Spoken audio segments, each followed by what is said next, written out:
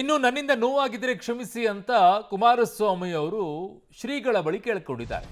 ಆದಿಚುಂಚನ ಶ್ರೀಗಳ ಬಳಿ ಏನಕ್ಕೆ ಕುರ್ಚಿ ಕದನದ ಬಗ್ಗೆ ಹೇಳಿಕೆಯನ್ನ ನೀಡಿದ್ರು ಮಾನ್ಯ ಎಚ್ ಡಿ ಕುಮಾರಸ್ವಾಮಿ ಅವರು. ಆ ನಿಟ್ಟಿನಲ್ಲಿ ಮಾತನಾಡಿದ್ರಲ್ಲ, ಅದಕ್ಕೆ ಈಗ ವೇದಿಕೆಯ ಮೇಲೆ ಶ್ರೀಗಳ ಬಳಿ ಕ್ಷಮೆಯನ್ನ ಕೇಳಿದ್ದಾರೆ.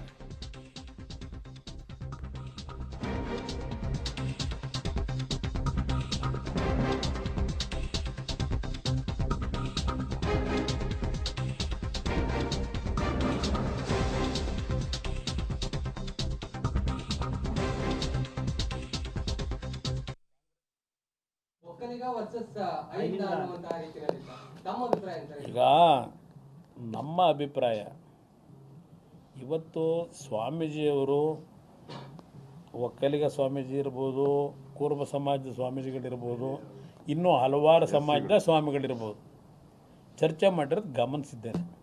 ಅದು ಅವರವರ ವೈಯಕ್ತಿಕವಾದಂಥ ಅಭಿಪ್ರಾಯ. ನನ್ನ ಅಭಿಪ್ರಾಯದಲ್ಲಿ ಇಲ್ಲಿ ರಾಜಕಾರಣದಲ್ಲಿ ಧರ್ಮವನ್ನು ನಾವು ಬೆಳೆಸೋದು ಬೇಕಿಲ್ಲ. ಇವತ್ತು ಈ ರಾಜ್ಯದಲ್ಲಿ ನಡೀತಿರ್ತಕ್ಕಂಥದ್ದು, ಈ ಕಾಂಗ್ರೆಸ್ನ 140 ಸೀಟ್ ಕೊಟ್ಟು ಈ ನಾಡಿನ ಜನತೆ ರಾಜ್ಯದಲ್ಲಿ ಒಳ್ಳೆ ಕೆಲಸ ಮಾಡಿ ಅಂತ ಹೇಳಿದ್ರೆ, ಸಮಾಜಗಳ ಮಧ್ಯೆ ಬಿರುಕುಂಟು ಮಾಡಿ ಸಂಘರ್ಷಕ್ಕೆ ಮತ್ತು ವಿಶ್ವಾಸದ ಕೊರತೆಯನ್ನು ಜಾತಿಯಲ್ಲಿ ಮೂಡಿಸ್ತಕ್ಕಂಥದ್ದಕ್ಕೆ ಈ ಕಾಂಗ್ರೆಸ್ ನಾಯಕರ ನಡವಳಿಕೆ ಕಾರಣ. ಇಲ್ಲಿ ಅಗೌರವ ಆಗಬಾರ್ದು ಅಂತಕ್ಕಂಥ ದೃಷ್ಟಿಯಿಂದ ನಾವು ಅವ್ರನ್ನ ಬಳಕೆ ಮಾಡ್ಕೋಬಾರ್ದು ಅನ್ನೋ ಒಂದು ದೃಷ್ಟಿಗೋಸ್ಕರ ಹೇಳಿದ್ದ ಹೊರತು ಬೇರೆ ರೀತಿಯಲ್ಲಿ ಅವರಿಗೆ ನಾನು ಅಗೌರವ ಸಲ್ಲಿಸಬೇಕು ಅಂತ ಎಂದೂ ಹೇಳಿಲ್ಲ.